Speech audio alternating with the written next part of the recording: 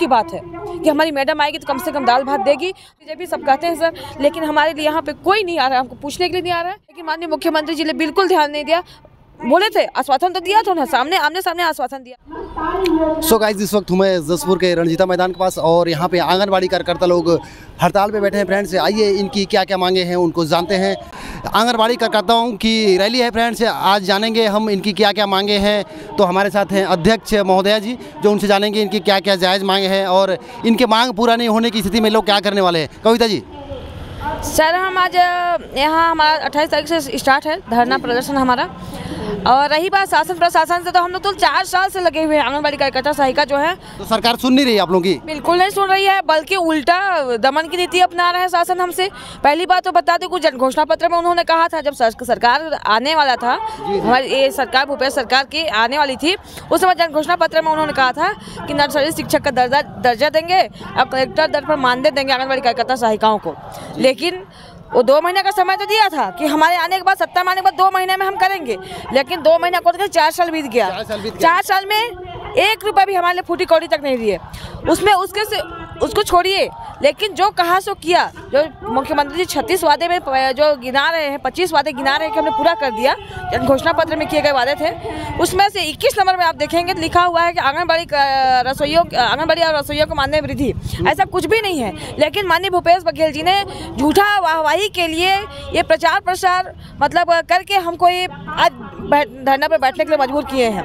हम लोग शासन को लगातार प्रयास कर रहे हैं, तरह तरह के परेशान किए मतलब को किए, हम प्रयास किए कि शासन हमारी बातों को सुने, हमारे जो जन घोषणा पत्र में वादा किए थे कम से कम उसमें कुछ तो पहल करे, लेकिन शासन नहीं सुना। हमें 1 दिन 2 दिन, हमें बैठने का शौक नहीं है सर, हम लोग यहाँ बैठने के लायक नहीं है। हम लोग गरीबी रेखा, विधवा, परित्यक्ता के अंतर्गत आंगनबाड़ी कार्यकर्ता सहायिका आते हैं। बिल्कुल बैठने को चीज़ नहीं है। घर में कोई एक बच्चा है, 2 बकरी है, 2 गाय है, यदि रखे हैं, आंगनबाड़ी के छोटे छोटे बच्चे हैं सर। आज हम लोग को 9 दिन हो गया, हम लोग को मन नहीं है कि हम यहाँ बैठे। हमारे 9वां दिन है जी सर। हम लोग 5 दिन रायपुर में थे, रायपुर के लिए हम वहाँ पड़ाव में शामिल होना चाहते थे, लेकिन वहाँ भी सिर्फ 1 दिन का परमिशन दिया गया। लाखों की 24 तारीख को लाखों की संख्या में आंगनबाड़ी कार्यकर्ताएं परेशान हुई बूढ़ा तालाब के पास। कोई अमला हमको ध्यान नहीं दिया वहाँ बस। वहाँ से आने के बाद हम अपने अपने घर में रहे और केंद्र बंद रखे। 28 तारीख से हमारी जो अल्टीमेटम जो गई थी, हम शासन को अल्टीमेटम पहले दे चुके थे कि 30 तारीख को संचालनालय में दिए थे अपना, उधर हमारे प्रांत वाले। उसके बाद 2 जनवरी को परियोजना अधिकारी को हम लोग ज्ञापन सौंपे कि महोदय हमारी बात को बढ़ाइए, अन्यथा हम इस कदम में हम आगे बढ़ेंगे। तो उसके बाद में 9 तारीख को हम कलेक्टर जी को यहाँ दिए, जिला कार्यक्रम अधिकारी को दिए कि हमको बैठने पर मजबूर न किया जाए। जो भी हमारी मांगे हैं, जो भी जन घोषणा पत्र में किया गया वादा था, उसके लिए सकारात्मक कोई पहल हमारे लिए मतलब मिल जाए तो बिल्कुल हम आगे का जो कदम है उसको नहीं लेंगे। उसके बाद में 7 जनवरी से 22 जनवरी तक हम लोग काला पट्टी और बैच लगा के काम किए कि भाई गांव में भी सरपंच है, पंच है और फिर नेता है, बीडीसी हैं, डीडीसी हैं, कम से कम वो लोग देखेंगे तो और सोचेंगे तो कम से कम कि हाँ आंगनबाड़ी कार्यकर्ता जब साफ तौर पर लिखी है, काला पट्टी लगाई है और लिखी है कि यदि हमारी मांगे 28 तक पूरी नहीं होती है तो हमें अनिश्चितकालीन हड़ताल में जाने के लिए बाध्य होंगे। तो कोई भी सकारात्मक हम लोग को पहल नहीं मिला। 22 तारीख को हम लोग सब निकल गए। 23 से 27 तक हमारा रायपुर महापड़ाव था।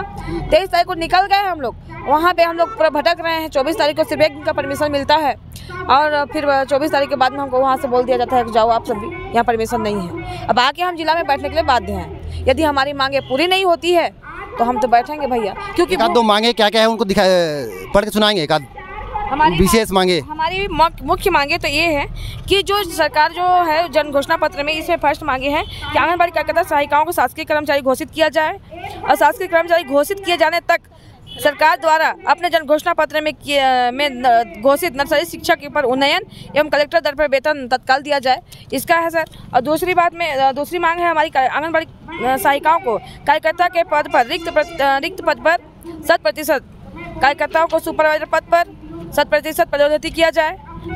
तीसरा मांग है सर, आंगनबाड़ी कार्यकर्ताओं को प्राइमरी स्कूलों में प्राइमरी शिक्षक का दर्जा एवं वेतन दिया जाए। चौथा है महीने आंगनबाड़ी कार्यकर्ताओं के समान काम करने पर समान वेतन दिया जाए। क्रेश कार्यकर्ताओं को कार्यकर्ता के पद पर समाहित किया जाए। आंगनबाड़ी कार्यकर्ताओं को 5 लाख रुपए और एवं सहायिकाओं को 3 लाख रुपए रिटायरमेंट के बाद एक मुश्त राशि दिया जाए। मासिक पेंशन, ग्रेजुएटी व समूह बीमा योजना लागू किया जाए। छठवां में है सर, हमारे प्रदेश स्तर में आंगनबाड़ी कार्यकर्ता या सहायिकाओं के रिक्त पदों को तत्काल भरा जावे। पोषण ट्रैकर एवं अन्य कार्य के लिए जब तक मोबाइल नेट चार्ज नहीं दिया जाता तब तक मोबाइल से कोई कार्य दबा नहीं दिया जावे। हम लोग कई मुख्य मांगे है सर, हमारी मांगे इसमें कोई भी नाजायज नहीं है, हमारी मांगे जायज़ मांगे हैं। हम जायज़ मांगों के लिए बैठे हैं। एक तो हमारे पास मोबाइल नहीं है, फिर भी बोलते हैं मोबाइल से काम करो। सर 3250 रुपया सहायिकाओं को और 4500 रुपये मिनी कार्यकर्ताओं को, 6500 रुपये कार्यकर्ताओं को मिलता है। ये बताइए आज इस महंगाई में उतने में मतलब हम लोग का जीवन यापन कैसे करें? बहुत ही गंभीर स्थिति है सर, इतनी गंभीर स्थिति है। शासन प्रशासन आज हमको राज्य सरकार 2000 देती है, केंद्र सरकार 4500 देती है। तो राज्य सरकार हर जगह दे रही है। MP हमारा ही राज्य था, हमारा ही छत्तीसगढ़ का राज्य ही था, हम पहले उसी में थे। आज वहाँ आंगनबाड़ी कार्यकर्ता 10,000 पा रही हैं और हमारे यहाँ 6,000 में लटके हैं सर। अब हमारे केरल में 17,000 मिल रहा है, हम लोग 6,000 में लटके हैं सर। पांडिचेरी में 6वां वेतनमान लागू हो गया, तो हमारे छत्तीसगढ़ में हीरा है, धान का कटोरा कहा जाने वाला है, यहाँ पे खनिज संपदा की भरमार है, यहाँ पे इतना तक कि गोबर भी खरीद रहे हैं। तो ऐसी स्थिति में हमारे आंगनबाड़ी कार्यकर्ताओं की स्थिति आज महिला नारियों का सम्मान, नारियों का बहुत बड़ा परचम लहराने की कोशिश कर रहे हैं, लेकिन हमारे लिए तो कुछ भी नहीं है सर। हम एकदम बिल्कुल इतना तंग आ चुके हैं, हमें बैठने पर मजबूर कर दिया जा रहा है।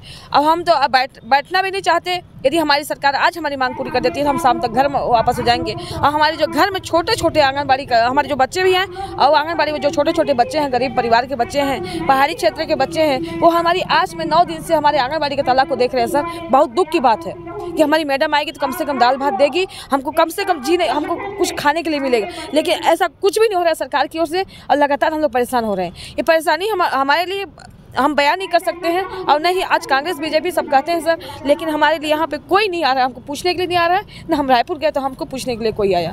तो ऐसी स्थिति शासन प्रशासन से है सर, इसलिए हम लोग यहाँ पे आज बैठने पे मजबूर हुए हैं। कोई उसे समझाइश नहीं आया अभी तक? कोई समझाइश नहीं आया सर, कोई भी अभी तक समझाइश नहीं आया है। यदि जैसे आता, हम 8 बार मुख्यमंत्री जी से मिल भी चुके हैं, उनके आमने सामने जाकर हम बात भी किए हैं। 8 बार मुख्यमंत्री जी से मिल चुके हैं। दिसंबर में 2 कार्यकर्ताएं हमारी ख़त्म भी हो गई थी कोंडा गाँव में। जब रायपुर हम दिसंबर में हड़ताल था 2021 में, तो 10 से 16 दिसंबर के बीच में कि 2 कार्यकर्ता खत्म हो गए। हम उसी दिन मांगे मुख्यमंत्री जी से, उसे अगले दिन मिले और बोले कि माननीय महोदय जी, जो भी जनघोषणा पत्र में किए गए वादे हैं उसको पूरा किया जाए। लेकिन माननीय मुख्यमंत्री जी ने बिल्कुल ध्यान नहीं दिया। बोले थे, आश्वासन तो दिया था उन्होंने, आमने सामने आश्वासन दिया था कि आप लोग वो का मांग जो है मेरे ध्यान में है, 2-3 महीना रुक जाइए। 2-3 महीना रुकने के बाद भी सर आज तक हम लोग को बिल्कुल नहीं मिला है। बिल्कुल एकदम हम लोग इतना परेशान है सर कि इतनी सारी कार्यकर्ता सहायिकाओं की उम्मीद है। आज प्रतिदिन कोई ना कोई कार्यकर्ता कोई ना कोई मतलब मिनी आंगनबाड़ी कार्यकर्ता रिटायर होते जा रही हैं, उनके जीवन का कोई अस्तित्व नहीं है, सिर्फ एक कागज़ लेके जा रही हैं। रिटायर होने के बाद में उनका भविष्य क्या होगा सर? हम इतना खून पसीना एक करके सेवा किए, हमारा बिल्कुल शासन से हम बहुत दुखी हैं, और हमें जल्द से जल्द जो जनघोषणा पत्र में किया गया वादा था उसको पूरा करें, और जो भी हमारी मांगे हैं उसमें सकारात्मक पहल करते हुए हमारी जो मांगों को है उसको पूरा करें। हम यहाँ बैठने पे मजबूर नहीं होंगे, हम नहीं तो मजबूर हैं बैठने के लिए।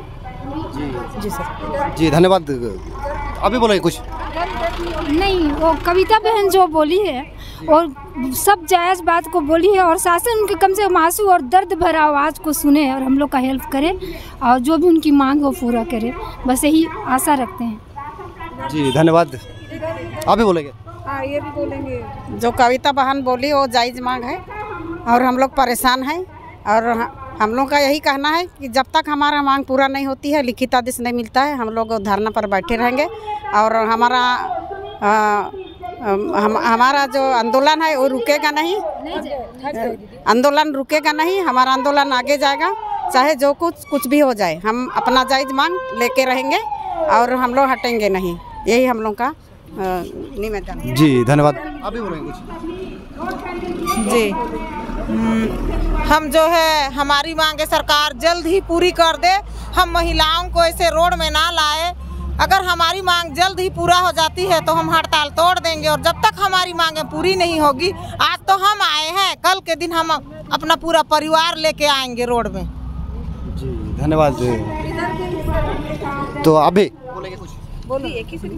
सर हम ये बोलना चाहते हैं, शासन पहले बोलता था कि जितने यूनियन हैं अपने तरीक़े से बहुत हड़ताल कर चुके और थक गए थे हम, और एक रणनीति बना के आज हम एक साथ एक संगठन बना के एक मंच में जब हड़ताल कर रहे हैं तो शासन पूरे जिले भर के हैं।